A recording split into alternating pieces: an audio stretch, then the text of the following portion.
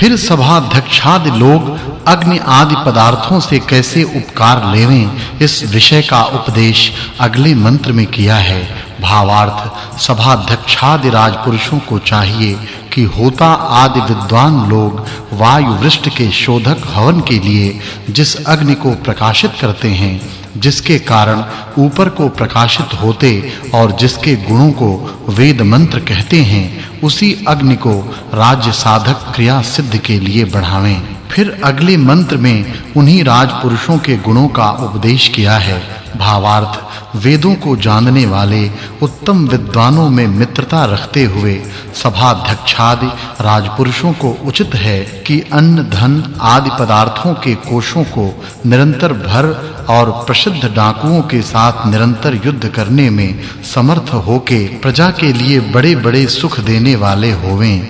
फिर सभाध्यक्ष कैसा होता है, इस विषय का उपदेश अगले मंत्र में किया है। भावार्थ, सूर्य के समान अति तेजस्वी सभापति को चाहिए कि संग्राम सेवन से दुष्ट शत्रुओं को हटा के सब प्राणियों की रक्षा के लिए प्रसिद्ध विद्वानों के साथ सभा में ऊंचे आसन पर बैठे।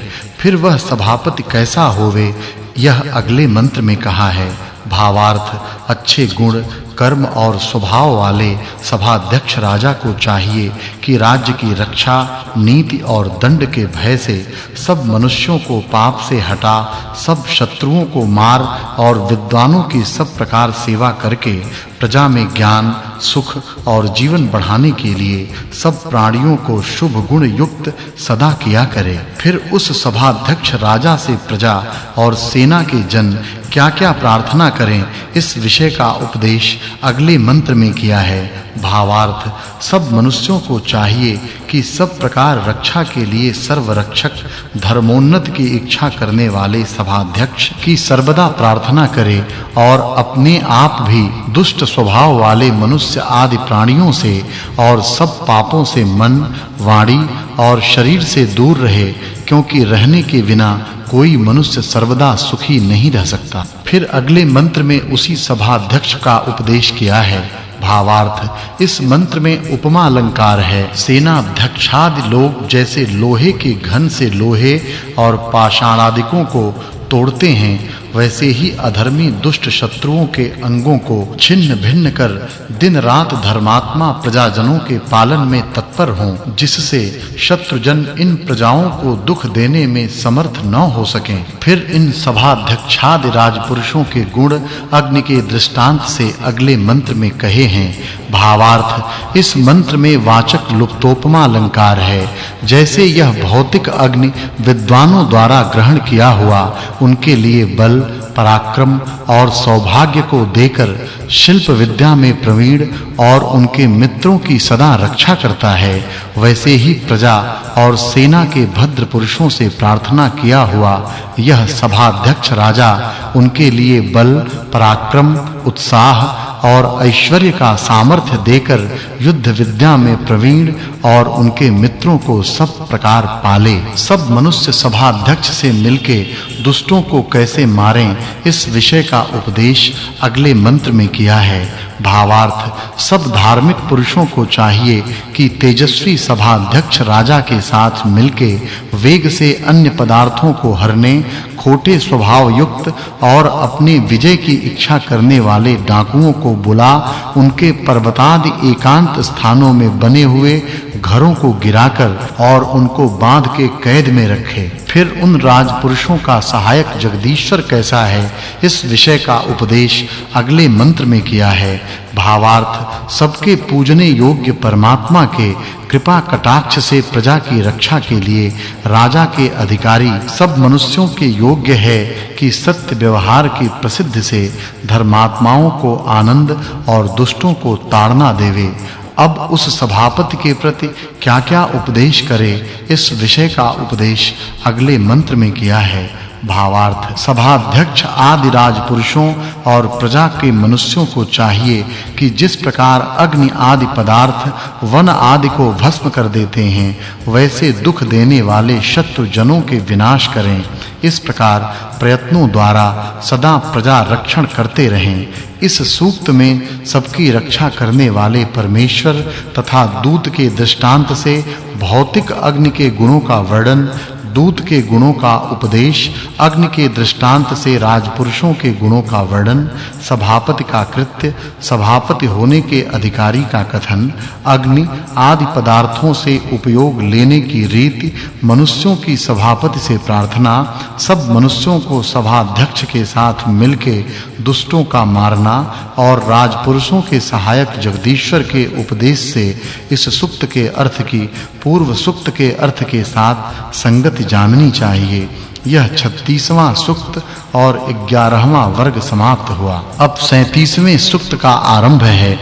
इस सुक्त के प्रथम मंत्र में विद्वान को वायु के गुणों से क्या-क्या उपकार लेना चाहिए इस विषय का उपदेश किया है। भावार्थ बुद्धिमान पुरुषों को चाहिए कि जो पवन प्राणियों की चेष्टा, बल, वेग, यान और मंगल आदि व्यवहारों को सिद्ध करते हैं, इससे इनके गुणों की परीक्षा करके इन पवनों से यथा योग्य उपकार ग्रहण करें। फिर वे विद्वान कैसे होने चाहिए इस विषय का उपदेश अगले मंत्र में किया है। भावार्थ हे विद्वान मनुष्यों, तुम लोगों को उचित है कि ईश्वर की रची हुई इस कार्य सृष्टि में जैसे अपने-अपने स्वभाव के प्रकाश करने वाले वायु के सकाश से जल की वृष्टि, चेष्टा का करना, अग्नि आदि की प्रसिद्धि और वाणी के व्यवहार अर्थात कहना, सुनना, स्पर्श करना आदि सिद्ध होते हैं, वैसे ही विद्या और धर्मादि शुभ गुणों का प्रचार करो। फिर वे विद्वान लोग इन पौनों से क्या-क्या उपकार लेवें इस विषय का उपदेश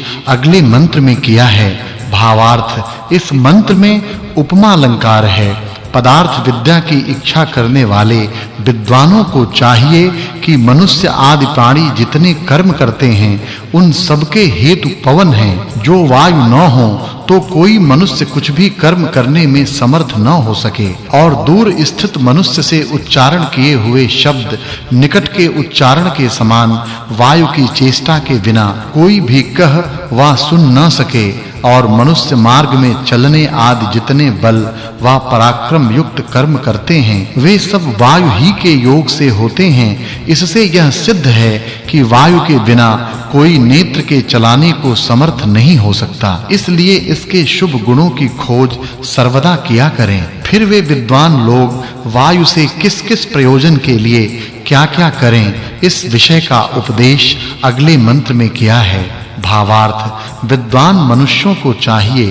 कि ईश्वर के कहे हुए वेदों को पढ़ वायु के गुणों को जान और यश व बल के कर्मों का अनुष्ठान करके सब प्राणियों के लिए सुख देवें। फिर इनके योग से क्या-क्या होता है यह अगले मंत्र में उपदेश किया है। भावार्थ मनुष्यों को योग्य है कि जो वायु संबंधी शरीर आदि में क्रीड़ा और बल का बढ़ाना उसको नित्य बढ़ावे और जितना रस आदि ज्ञान है वह सब वायु के संयोग से होता है। इससे परस्पर इस प्रकार शिक्षा करनी चाहिए कि जिससे सब लोगों को वायु के गुणों की विद्या विदित हो जावे। फिर इन पवनों में मनुष्य को क्या-क्या करना व जानना चाहिए इस विषय का उपदेश अगले मंत्र में किया है। भावार्थ इस मंत्र में उपमा अलंकार है। विद्वान राजपुरुषों को चाहिए कि जैसे कोई बलवान मनुष्य निर्बल मनुष्य के केशों को ग्रहण करके कपाता है और जैसे वायु सब लोगों का ग्रहण तथा चलायमान करके अपनी-अपनी परिधि में प्राप्त करते हैं, वैसे ही सब शत्रुओं को कपा और उनके स्थान से चलायमान करके प्रजा की रक्षा करें। फिर वे राजा और प्रजाजन कैसे होने चाहिए इस विषय का उपदेश अगले मंत्र में किया है। भावार्थ इस मंत्र में